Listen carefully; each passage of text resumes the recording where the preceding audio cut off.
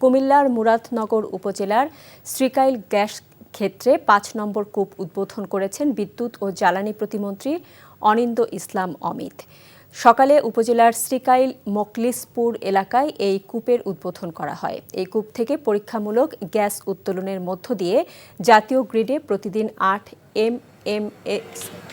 এমএমসিএফটি gas যুক্ত হবে।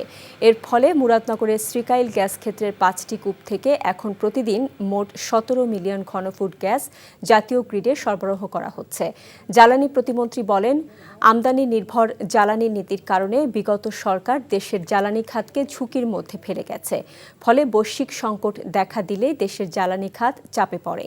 তাই সরকার নিজস্ব উৎস থেকে গ্যাস উত্তোলনের মাধ্যমে জ্বালানি খাতে স্বয়ংসম্পূর্ণতা অর্জনের লক্ষ্য নিয়ে কাজ করছে।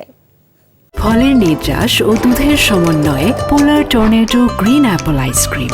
মন ভালো থাক।